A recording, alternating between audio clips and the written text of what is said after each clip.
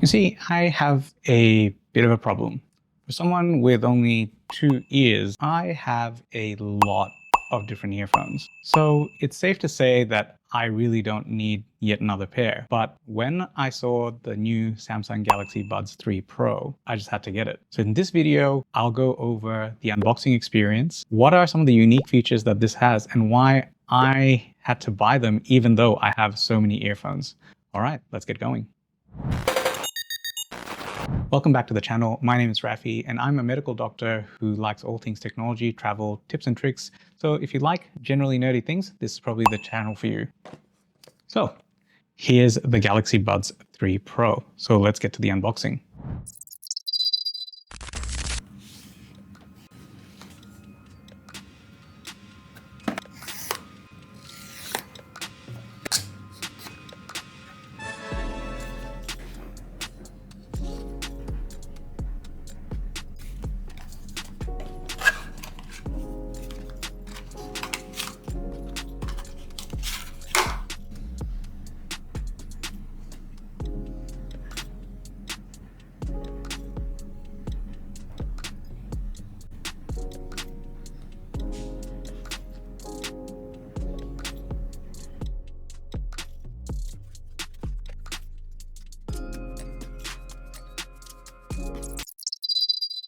So here they are, the Galaxy Buds 3 Pro. Now, on first glance, they're very much different to the previous generation of the Buds 2 Pro. This case is a little bit thicker, and if you could get a hammer and flatten it out, you'd end up with something like this. It still has the USB-C charging, and just like the previous generation, this does support wireless charging as well. Looking at this might remind you of another earbud case, the AirPods. And I don't think that the similarities are unfounded. Very much got that sort of tactile, clicky, fidget toy sensation with the lid. The lid is transparent this time, so it's kind of like if you took the AirPods and added a bit of nothing design language into the mix. Now I've got it in this sort of silver colorway with a gray lid. To me, actually looks like some sort of cool sci-fi device, you know? The previous generation were stemless by design, so they just kind of fit into your ear, such as this, whereas this new one has the stem. In terms of the design of this, the base part of it, which is the in-ear portion, which is the difference between this and the standard Galaxy Buds, that doesn't have the occluding ear tip. So you've got that part, but then you obviously have the stem. Now, people have criticized this for looking like Apple. There's only two real ways that in-ear buds can go. There's the stemless versions, and they all look like a little bean in your ear, and the stemmed versions, which all end up looking like this. That said, Samsung has tried to carve out a little identity for it, and they've done it by making this much more angular, as you can see. It's like a little triangular cross-section instead of the standard round one.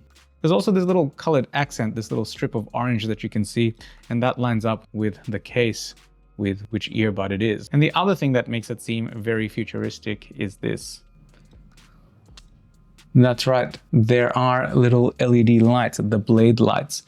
And these were a bit of a gimmick, and it's absolutely the case. It is a bit of a gimmick, but that said, I think that they are very unique, and it reminds me a little bit of like the Nothing glyph lights. But in terms of the gimmick, that is one of the things I really liked about it. There's nothing else like it out there. I think it looks cool. That said, when you're actually wearing them, you can't see them at all.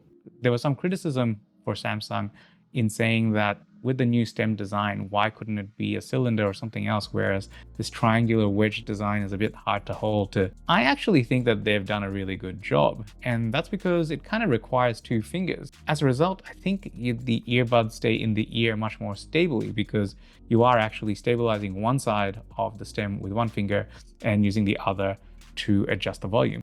Being earbuds, we have to talk about sound quality. I still think that my personal favorite earphones in terms of pure sound quality is the Nura True Pro, which are a lot less comfortable, I have to say. They are much chunkier. Can't actually wear them for too long. And I've had the opposite with this. I can wear these for hours and forget they're there, which is an upgrade for me personally from the Buds 2 Pro. Historically, I found that I have asymmetric ears where my left one kind of fits the traditional medium-sized ear tips, but the right one seems to be a little bit loose and doesn't get a good seal. And similar story here, but what I ended up doing is replacing their standard ear tips with these memory foam ones that I found on eBay for really cheap. They're like $5 or something. That has significantly changed what I think of the earbuds. Ever since switching the phone tips, these sound amazing. The noise isolation sounds much more impressive with these earbuds. So that makes me kind of go, look, I wonder how much of this is the earbuds and how much of it is just the isolation and the seal. So your usage might vary, and maybe consider spending like the $5-6 extra and getting yourself some new replacement tips that are memory foam. They certainly make the fit much more comfortable. And I find that especially with the stem, it is a lot more stable. It doesn't sort of wiggle around as much. And even if I go running, it doesn't fall out. And what I found with the previous generation is that because it was that bean shape, as it was falling out, I would try to push it in. And as I pushed it in, I would activate the touch controls. And with the stem, that's less of an issue because I can grab it by the stem. So sound quality wise, I do think that there is an upgrade on these. These are meant to have 24-bit audio. They do support AAC and Samsung Seamless codecs. So the latter is what enables this high-res audio, and that's only with Samsung branded phones. I'm not an audiophile, and I do think that the audio quality on this is better.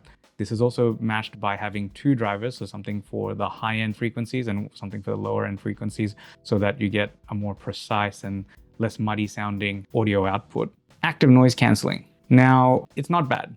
Is it the best? No.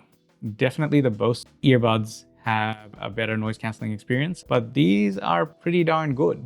Now, Samsung does allow you to either squeeze the tips to change the ANC, or you can set it to adaptive, where it uses AI to try and guesstimate how much noise reduction you'd want. So if there's a siren going by, it can detect that and let that noise through so you're a bit more aware of your surroundings. It can also do conversation detect. So if you're talking and you're trying to listen, it'll reduce the noise cancelling so you can hear the other person. But it's a little bit erratic, and I ended up just having it on normal ANC. One of the things that I find with a lot of mainstream earbuds is that out of the box, the sound emphasizes the bass. You get that real oomph, but the whole sound stage sounds a bit muddy. This, I feel like, reverses that trend. As compared to even the previous generation, out of the box, I think this is much more neutral.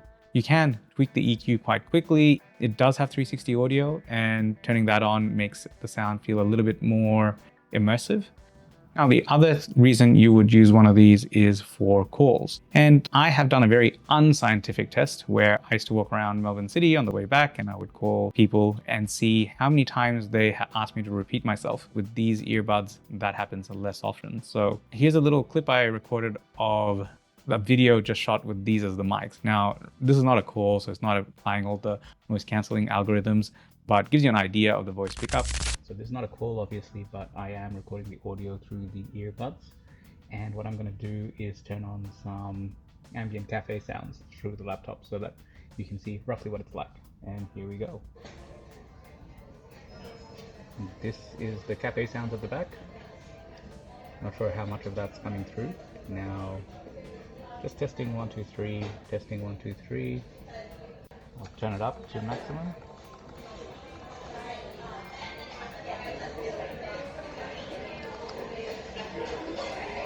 That's roughly what a loud cafe would be like. That's just coming from the laptop just over here. So what's that, one arm's length away? So if you can still understand me, that's pretty good. Testing 1, 2, 3, testing 1, 2, 3. So far, everything I've mentioned, there's a comparative other product out there that does something very similar. So what is so unique about them that I had to go out and buy this? This is a very small thing, but it's something that I use every day. And that is voice commands. And you might be thinking, hey, a whole bunch of earbuds have the voice assistant built in or voice commands. Yes, that is true, but none are as simple or as fast. So on board, without a wake word, it's always listening to some key phrases such as next song, previous song, volume up, volume down. And it's very limited, but as a result, it's really fast and it's always there. There's no wake word. You don't have to say, hey, Bixby or anything like that. And it works with whatever device. So I have it paired with my laptop. I can use the same commands. It's basically like an AI engine that replaces the physical controls. And I love it. I love it. And I use it every day when I'm out running.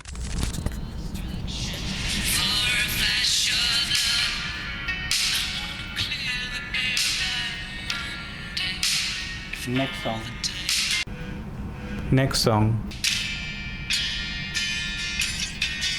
Volume down. Volume down. So some other little features of the earbuds before giving you my final opinion.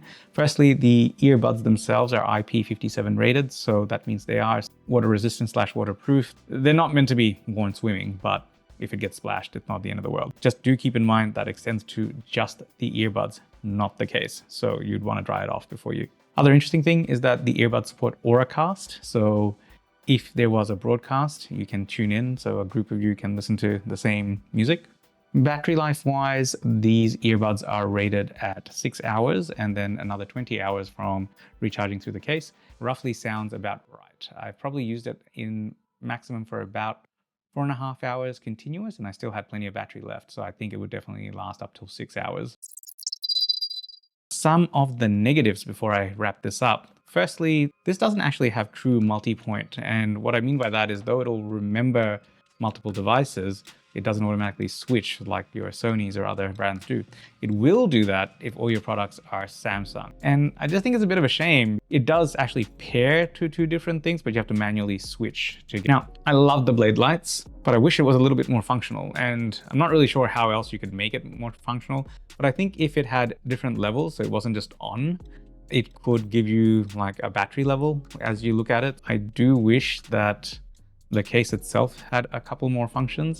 I've seen some other brands have the case as a transmitter and then it transmits to the earbuds. So like say if you're on a plane and you have those weird old style connectors, you can plug the case in and still be able to use your earbuds on a plane. Now, Samsung also owns JBL, the brand, and a lot of the JBL cases actually have a little screen inside. I thought it was a bit of a gimmick, but then after seeing them add a touch interface to it and be able to turn on and off the noise cancelling and whatnot directly from there and adjust the EQ, I think it's a really elegant solution because, you know, you'd have it off most of the time, but if you wanted to tweak the EQ, you wouldn't have to pull out your phone. You could just do it from your case. So it's kind of like a more self-contained version of things.